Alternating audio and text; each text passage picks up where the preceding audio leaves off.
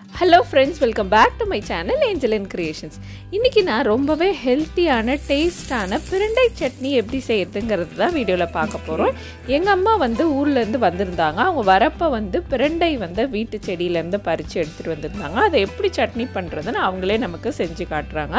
First இந்த பிரண்டையை நல்லா கழுவிக்கணும். கழுவிட்டு அந்த ஓரத்துல இருக்கிற அந்த நார் மாதிரி அந்த தோல்ல நம்ம ரிமூவ் பண்ணிக்கணும். ரெண்டு பக்கமும் எண்டெல்லாம் கட் பண்ணிக்கணும். பிரண்டை அப்படியே ஜாயிண்டா இப்படி இருக்கும். அந்த ஜாயிண்ட்ல இருக்கிற அந்த ஓரத்துல இருக்கிறதெல்லாம் நம்ம கட் பண்ணிட்டு சைடுல கட் பண்ணிட்டு சென்டர் பார்ட் மட்டும் எடுத்து வச்சுக்கணும். எடுத்து வச்சுட்டு அதை கொஞ்சம் பொடியாவே கட் பண்ணிக்கிறேன். ஏன்னு பார்த்தீங்கன்னா அப்போ ஃபாஸ்ட்டாக வதங்கிடும். இப்போ பிரண்டை கட் பண்ணி எடுத்து வச்சுருக்கேன். சாம்பார் வெங்காயம், கடலைப்பருப்பு, உளுந்து, வரமிளகா, தேங்காய், புளின்னு சட்னிக்கு தேவையான எல்லா பொருட்களையும் ரெடியாக எடுத்து வச்சுருக்கேன். ஃபஸ்ட்டு ஒரு கடாயில் 2 டீஸ்பூன் அளவுக்கு கடலைப்பருப்பு சேர்த்து அதை நல்லா வறுத்துக்கோங்க. இது நல்லா ஒரு பொன்னிறமாக வறுத்துக்கணும்.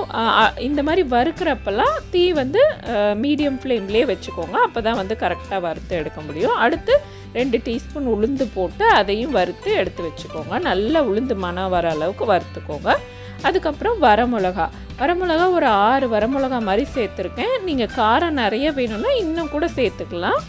அடுத்து அதே கடாயில் எண்ணெய் கொஞ்சம் விட்டு ஒரு 15லேருந்து ஒரு 20 மாதிரி சாம்பார் வெங்காயம் சேர்த்து இதை நல்லா வதக்கிக்கோங்க. சாம்பார் வெங்காயத்தை நல்லா வதக்கி சேர்க்கும் போது இனிப்பாக இருக்கும். வதக்காமல் அப்படியே சேர்த்தா கொஞ்சம் காரமாக இருக்கும். ஸோ உங்களுக்கு சட்னி எந்த அளவுக்கு டேஸ்ட் இனிப்பாக வேணுமோ அந்த அளவுக்கு நீங்கள் வதக்கிக்கோங்க வெங்காயத்தை.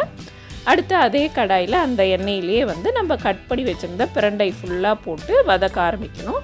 இப்போ ஒரு 15 to 20 மினிட்ஸ் இது வதங்கிக்கிட்டே இருக்கணும். அப்போ தான் இந்த பிரண்டை சாப்பிடும் போது தொண்டை பிடிக்காமல் இருக்கும். இல்லைன்னா தொண்டை நமத்து ஒரு மாதிரி இருக்கும். இப்போ பிரண்டை நான் வதக்கிட்டு இருக்கும் போதே கடலைப்பருப்பு, உளுந்து, வரமிளகாலாம் ஆற வச்சு மிக்சியில் ஒரு ஓட்டு இந்த மாதிரி ஓட்டி எடுத்துக்கிறேன். அப்போ சட்னி அரைக்கும் போது நமக்கு ஈஸியாக இருக்கும். ஸோ இப்போ பிரண்டை ஒரு 20 நிமிஷமாக நான் நல்லா வதக்கிட்டேன்.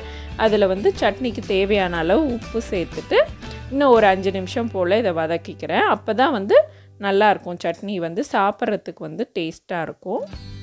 ஸோ இந்த அளவுக்கு இதை வதங்கினதுக்கப்புறம் தேங்காய் போட்டுக்கலாம். நான் ஒரு அரை மூடி தேங்காவை அப்படியே திருவி வச்சுருக்கேன்.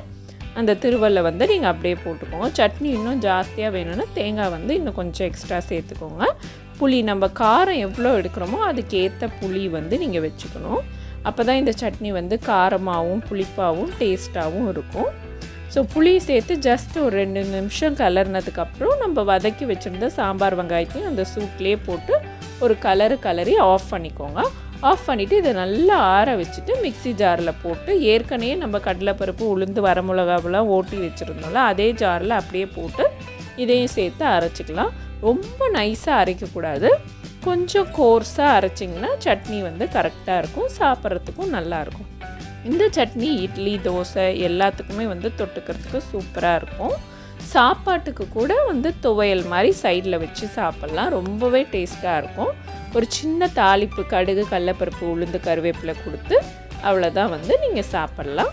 அம்மாவோட சேர்ந்து குக் பண்ண ஃபன்னி மொமெண்ட்ஸ் உங்களோட ஷேர் பண்ணியிருக்கேன். இந்த வீடியோ உங்களுக்கு பிடிச்சிருந்தா லைக், கமெண்ட், ஷேர் மற்றும் ஏஞ்சலின் கிரியேஷன்ஸ் சேனலுக்கும் சப்ஸ்கிரைப் பண்ணுங்கள். தேங்க்ஸ் ஃபார் வாட்சிங்.